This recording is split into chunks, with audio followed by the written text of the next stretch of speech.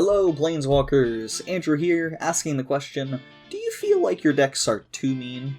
Do you want to be the best friend to all your opponents, but still sometimes win? Have I got the deck for you? Kynaios and Tiro are the perfect group hug commander, drawing you a card on your end step, and then each opponent may either put a land into play from their hand, or draw a card. So it goes without saying that this deck wants to give things to everyone. The primary idea of this deck is making sure that everyone at the table gets to play their decks. Temporary Truce lets each player draw 2 cards, then they gain 2 life for each card less than 2 that they drew. New Frontiers is an X cost that lets each player search up X basic lands and play them tapped. Kami of the Crescent Moon lets everyone draw an extra card each turn. Howling Mine does the same as long as it's untapped. Collective Voyage lets everyone pay mana into it, and it has everyone search up that many lands and then play them tapped. Avatar of Growth costs less for each opponent, and when it enters, each player searches up to 2 basics. Shizuko adds 3 green to a player's mana pool at the start of their turns. Heartbeat of Spring adds an extra mana whenever a player taps a land for mana. Selvala can tap to Parlay, which has everyone flip the top card of their deck, and for each land flipped this way you get a green mana, and for each non-land you gain 1 life, then everyone draws the revealed cards. Mind's Aglow lets everyone pay into it and then draw a card for each mana paid into it. Jace Beleriand's +2 has everyone draw 1. Walking Archive enters with a +1/+1 counter, and can be paid into to get another counter, and at each player's upkeep they draw a card for each +1/+1 counter on Walking Archive. Temple Bell can be tapped to have everyone draw 1. Dictative Crucifix has everyone draw an extra card on each of their turns. Mikokoro, Center of the Sea, can be paid into and tapped to have everyone draw 1. Gate to the Ether has everyone reveal the top card of their deck on their upkeep, and if it's an artifact, creature, enchantment, or land, they may put it into play. Prosperity is an X cost that has everyone draw X. Dictative Karametra adds an extra mana whenever a player taps a land for mana. Tempt with Discovery has you search up a land, and then each opponent may do the same. For each opponent who does, you get to search up another land. Braids, Conjurer Adept, lets everyone play an artifact, creature, or land for free on their upkeep. Otherworld Atlas can be tapped for a charge counter, or tapped to have everyone draw 1 for each charge counter on it. Ghirapur Orrery lets everyone play an extra land each turn, and if they have no cards in hand on their upkeep, they draw 3.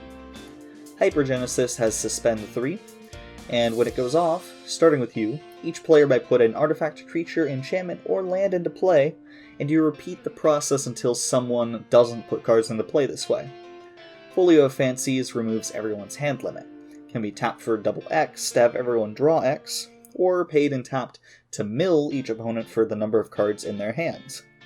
Truce lets each player draw up to 2 cards, then gain 2 life for every card less than 2 that they drew this way.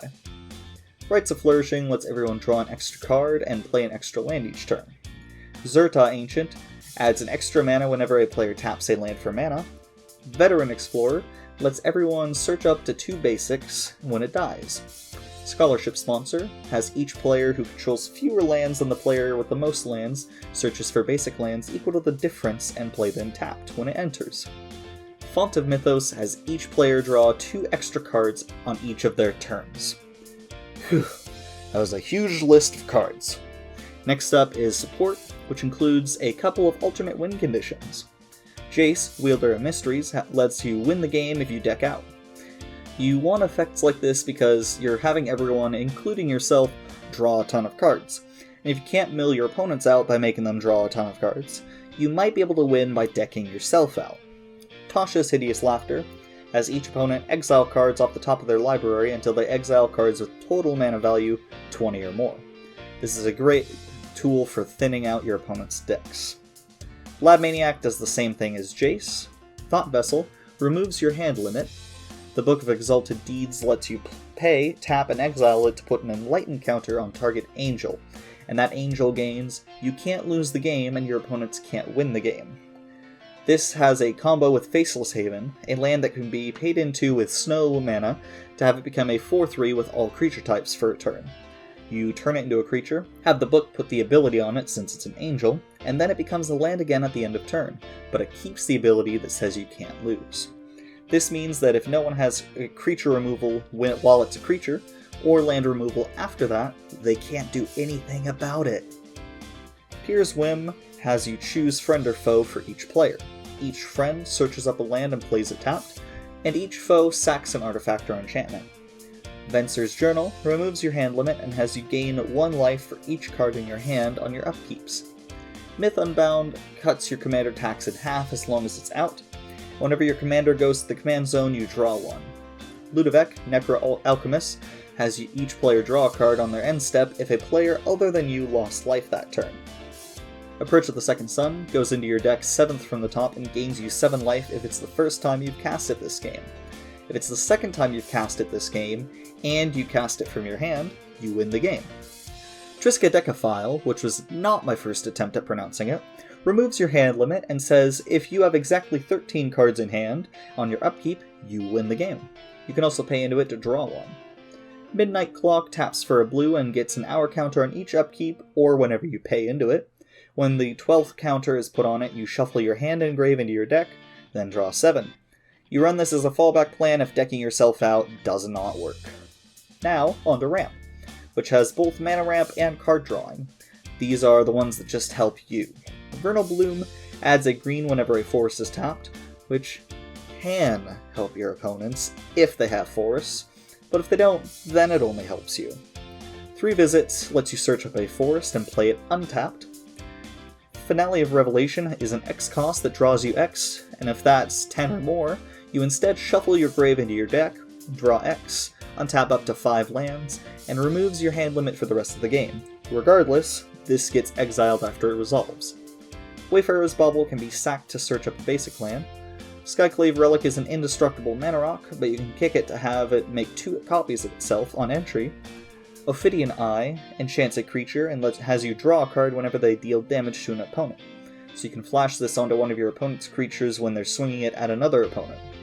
Farseek searches up a land that has at least 1 other basic land type besides Forest. Sol Ring is Sol Ring. Worn Power Stone taps for 2. Rampant Growth searches up a basic land. Burnished Heart can be sacked to search up to 2 basics.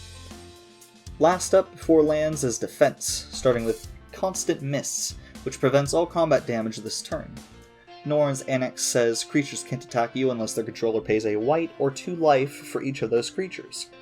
Sphere of Safety taxes your opponent's attackers that swing at you for mana equal to the number of enchantments you control. Path to Exile exiles a creature. Reverence says creatures with 2 or less power can't attack you. Token decks be damned. Gideon of the Trials can prevent all damage target permanent would deal until your next turn as a +1. Propaganda taxes attackers that swing at you for 2. Chaos Warp shuffles a permanent into its owner's deck, then they reveal the top card of their deck, and if it's a permanent, they put it into play. Blazing Archon says creatures can't attack you. Angel's Grace has Split Second, which means it can't be responded to, and it says you can't lose this turn and your opponents can't win this turn. Damage that would reduce your life to less than 1 reduces it to 1 instead for the rest of the turn. Ghostly Prison taxes attackers coming at you for 2. Promise of Loyalty has each player put a vow counter on a creature they control, then sacrifice the rest. Each of those creatures with vow counters on them cannot attack you. Croson Grip has Split Second and blows up an artifact or enchantment. Unwind counters a non-creature spell and then untaps up to 3 of your lands. For lands, you've got Sundown Pass, Grove of the Burn Willows, Botanical Sanctum, Deserted Beach, Rockfall Vale, Overgrown Farmland, Sulphur Falls, Reliquary Tower, Command Tower, Gateway Plaza, Exotic Orchard, Survivor's Encampment, Selesnya Guildgate, Gruul Guildgate, Izzet Guildgate, Azorius Guildgate, Simic Guildgate, and Boros Guildgate. Your basics should all be snowlands so that you can pay for that land that turns into a creature. 2 mountains, 5 forests, 3 islands, and 3 plains. And there's the deck. The vast majority of the time you're just going to be the playmaker for everyone else at the table, sometimes the kingmaker for one player, but in certain games, you'll get the chance to pull off one of your alternate win conditions. If you like this video, please leave a like and a comment letting us know what you think. If you want to see more from us in the future, please subscribe. And with that, as always, have a great day, y'all.